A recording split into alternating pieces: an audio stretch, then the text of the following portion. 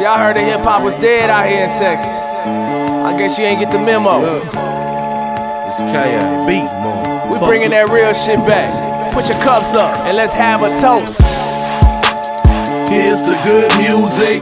We probably have to force them just to distribute it. Mainstream polluted, change I refuse it. I know this shit bound to start a movement. This the new Houston. Here's the good music. We probably have to force them just to distribute it. Mainstream polluted, change I refuse it. I know this shit bound to start a movement. This the new Houston. I'm contemplating as the sweet burn. Everybody singing and dancing, now it's the streets turn. Arsonist on track, I set the spark and let the beat burn. Most niggas claiming that they hold and be the least burn. This the new Houston, better make way. This the new Houston, better make way. This the new Houston, better make way. You can't do shit but witness what's finna take place. Swinging lane to lane, trunk full of bang, money in the bank so a nigga can't complain. Got these bad hoes choosing, guess who getting chose?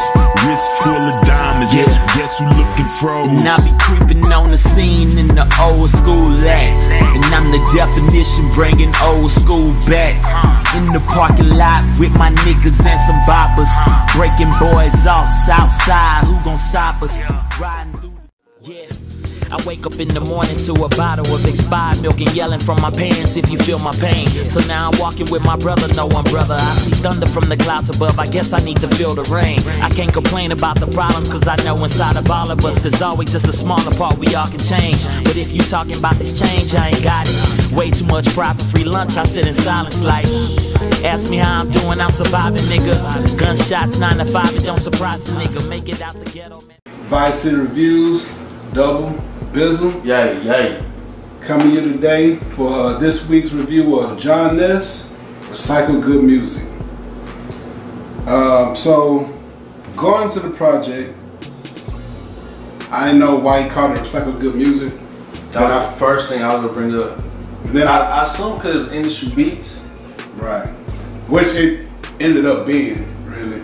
And, you know, the beats that he chose to go over were not really bad. Well, I don't want to say it like that. They were actually good beats. Yeah. Here's the thing though, we're talking about Mucho Caliente. If you're gonna take someone else's beat, You better act an ass. you have to, it's in your best interest to make the listener forget that it even belonged to that person as long as that, for the duration of them listening to their song. I feel like some he did, some he didn't. Yeah. And I'm gonna tell you one thing I hate about when rappers take other people's songs. You can never make the song yours if you take their cadence. Yeah. That Meek Mill, I was like, yo, that's a hard hitting beat for you to just kill. You want to take the hook? Go for it. The verse though, man, he went in there with that Meek Mill flow, and I was like, oh shit. And that was one of the things that I was really gonna point out. Even though I feel like he had a very nice flow and he's very easy to listen to, I don't know his identity, like in any kind of way. I feel like he gives you a little bit of everything, but like you said, he's following the cadence of every song. But lyrically, I feel like he's tight. But that bothers me a little bit. I feel like when he started the project, because he started it with Lane to Lane, that was produced by Chris Carter. I like the production, so it let me know that, yeah, you can choose, you can have a good ear for beats, for industry beats, but it's not hard to do that. Yeah, this was like canceling, that's... Right, but I'm just saying, like, but I understand that, and I like the beats that he chose, but when it came to original beats, I feel like he had a good ear for it, you know? And he came out representing Houston, and I like that. But I remember thinking to myself like, man, I hope this ain't gonna be a whole mixtape of that. Of the Houston, just the stereotypical. And it wasn't. I'm real tired of that. But he went from that to Please Believe, and I was like, oh man, this is gonna be a hard listen because, like you said, flow wise, it wasn't bad. Yeah, I think so too. But I don't want to hear Meek Mill's cadence. I don't want to hear Rick Ross then go into Meek Mill's cadence. Yeah. You know, especially since he didn't make this song his own. Nah. I think that Meek Mill and Ross did it better. So that's always going to be that's always going to be the case because it's their song. Yeah. You can't do somebody else's song better than they did. Well, you can, but not a powerful song like that. That's a popular song. That unless you really come in there and just take hold of it, you're never gonna do it. Ever. Like this, I don't think I've really ever heard anybody redo somebody else's shit and sound tighter, other than like some Izzy's type shit. I've never heard rapping wise somebody outdo the original. I'm glad you brought that up because the reason we say that, I said this during the Music to My Ears show, Music to My Ears radio show. My favorite music is not rap, it's soul. In that genre, people always remade other people's songs. Al Green did it, the Isley Brothers were known to do it. Yeah. And a lot of the songs that are popular are remakes, but they took it and made it their own song, and you don't even know who the original artist was. Yeah. That's why we're coming from another genre, saying like, if you're gonna do that, you better, you have to, because if not, it's not. I mean, I'm never gonna listen to that song ever again because I'd rather hear Meek Mill and Rick Ross. Now, when he went into a brand new Houston, I liked his flow and I like what he was saying because he came there with humorous stuff. When he was describing himself, he was like, you know, you mixing Biggie and Pop, mixing a little Urkel, and Outcome B. I was like, okay, you know what I'm saying? It's somebody you could tell is like not going to take themselves so seriously as a rapper because rap has a lot of machismo to the point where I'm the man. Yeah. But you have to be able to poke fun at yourself a little bit. And to say that you have a little bit of Steve Urkel in you, you know, you don't really come off as corny as if like you try to be the biggest gangster around like everybody else. And you really have the persona of a clown. You know, so I can appreciate that. You know, even when he says stuff like he loves Frenchies, but they keep going up on their price. Yeah. That's when I'm getting into the mix. Like, okay, now I want to hear. Yeah, now I want to. He not only that he's from here, but like now I want to hear what else he has to say because now I feel like he's being himself. Yeah. You know, that Wait Hold Up, Cash Out. As catchy as that song was, I ain't trying to hear Cash Out. I mean, that beat is so nasty though. And like when he took the cadence of the hook, I was like, damn man, I hope he don't do this shit again. But then he went into that fucking rapid fire militant cadence flow. I was like, alright. I was like, okay, that's what I'm talking about. Make that bitch your own.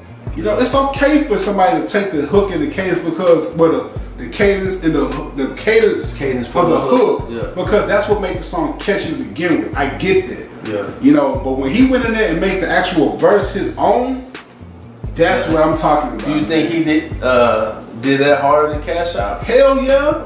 Okay. First Cash Out was fucking trash. So that about to say. You listen to that song for the beat. Yeah. I rather that's one of them.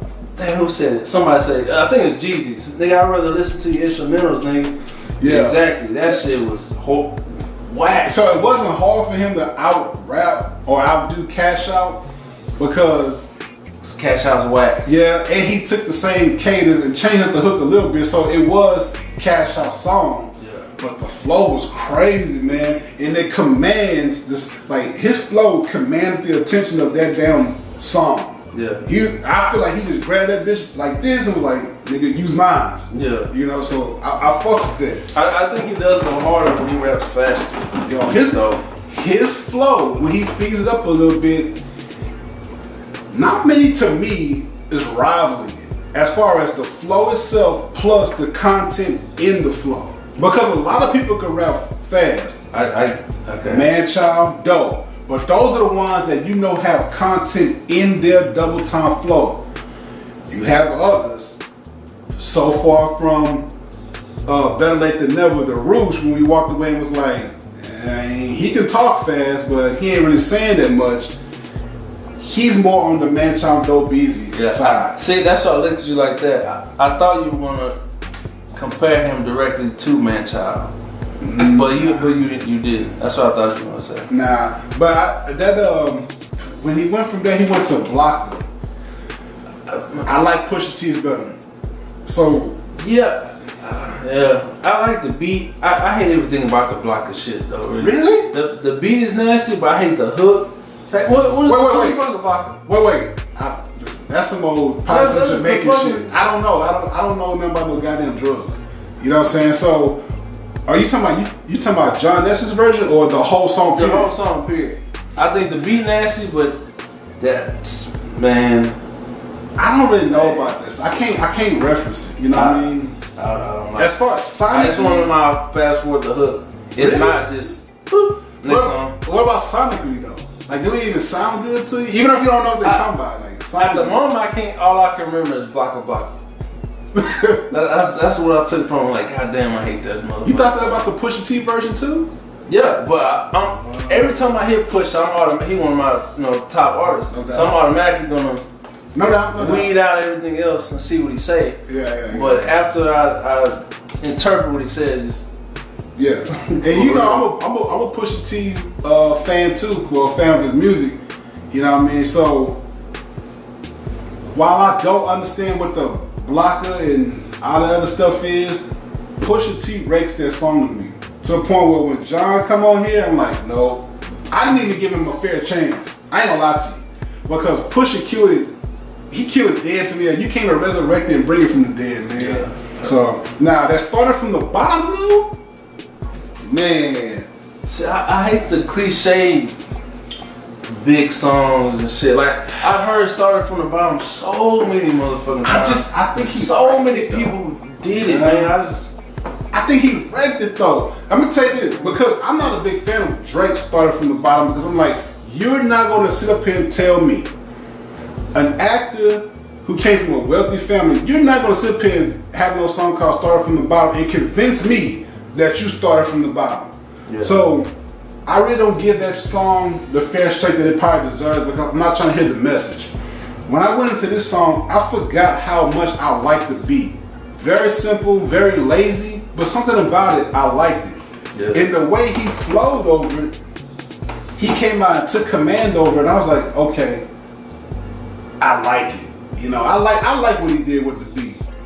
You know, flexing a little bit and all this stuff. But then he just goes on. 1986 was cool. Yeah. But he told a decent story. This is where he's starting to get into his own. Right, and started to like showing his ability a little bit. He went from just spitting, which I don't think he's an acrobatic rapper, but I think he's a good rapper. Yeah. Storytelling wise, conceptual wise, I think it's the D-Lo effect to me. I think he's a better conceptual rapper than he is just a straight raw spitter. Yeah. You know, The Love by Erykah Badu, that was my favorite. Yeah. Well, 1986 production was cold to me. 86 was probably one of my favorite cuts. Yeah, it was cold, but The Love though, when he was telling the story of that vanity-driven, materialistic girl who shopped at high-end stores, but then ended up getting pregnant and her whole world changed. Yeah. Loved it, man. And I like he was even being cynical about like how she was shopping at all these stores, but when it came to the paying a tithe, she only paid little pennies or whatever. He's been cynical, like, well, maybe she's saving up for college or something else. Like, man, I like that, man. Like, but this is the part of the mixtape that I was like, okay, now I'm fucking with it. Yeah. Now I'm fucking with it. Okay, so, and I'm not trying to go track by track, but that El Varner sample that he did, that I Don't Care. Yeah. He did that, man, but now it becomes a trend from the Love, I Don't Care, Come Back, Baby Girl. It was a song after song after song about females. Okay. And I was like, he a capper. That's another. So he went 4 straight songs about talking about chick stuff. I was like, damn. It made it a little hard because there was that little patch right there. I was like, damn, I gotta listen to this song after song after song. Wasn't bad, but I don't really care about that. Here and there, cool. The Kappa song. I didn't mind it, just because I know how Cappers are. Well, I know how frat cats are. So I wasn't really tripping. I thought it was cool he did something for his frat. You don't really hear anybody spitting not at all. Shit. Yeah, so I thought it was cool. And he showed love to, I assume he was U of H Kappa. Why? I just assume it ain't PV. So I mean TSU. That's just the assumption I got was it might be that. I don't know. I mean he is in Houston. So. Well, I'm starting on shit. What I say? Who run the yard? U of H, Kappa. See, and I hit up. That's what I'm saying. I'm not laying with you. Hey, I hit up McGee. I was like, yo, we covered a dude today. He shot at them alphas. I was like, damn, nigga. Yo, hey, he got some cues too, though. Yeah, I was like, yo, this nigga like shot shots at y'all, man. What you gonna do about it? I ain't active no more. Yo, but when I heard that, when it was the Trinidad James, I was like, man, I don't want to hear this. But then when I really understood like what he was doing, I was fucking with it. Now I'm not a fraternity dude, but I was like, damn, like this nigga came out the gate. This ain't for no alpha nigga. Yeah, I was like, damn. So the Q's walking around angry for But you know what? I could fuck with that though. It shows that he's staying in his goddamn lane. And he riding for whatever cause he has, you know? And I could fuck with that, man. I would want to know what school he goes or is representing because, yo, to me, man, I don't know, man. I guess I'm not. Because, man, I ain't even getting into that conversation, but the biggest or one of the only high number of Kappas in the area is at UH. Yeah. And PV is all fucking Qs, TSU Qs. Who else got a large? I mean, like that's true. I don't know if he went to school out of Houston though. Yeah. He might be from Houston. I don't know if he went out. Very true. But as far as all assumptions. Yeah, we just assuming. You don't want to start no fraternity beefs. Yeah. But I mean, it was. I appreciate that. Like he took his shot at rappers, but I was more amused when he took his shot at the other fraternities because he called them out by name. That's what made it so dope. I was like, man, this nigga here, he not out of line. It's very tame, but it was pretty dope. It was enough. It was to rile everybody. Because doing this, man, we hear so many subliminal shots or something we can take as subliminals.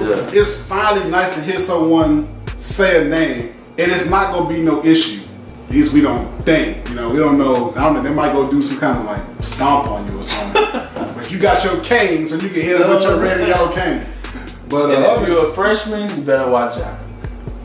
I ain't mad, but you know what? Apparently, because they turn out all freshmen. Yeah, I ain't mad at it. Typical Kappa style. Being at U of H, I can stand in the dorms. I can vouch for that. Yeah, exactly. At that time. Anyway, representation great, man. Damn. I hadn't thought about this. Representation.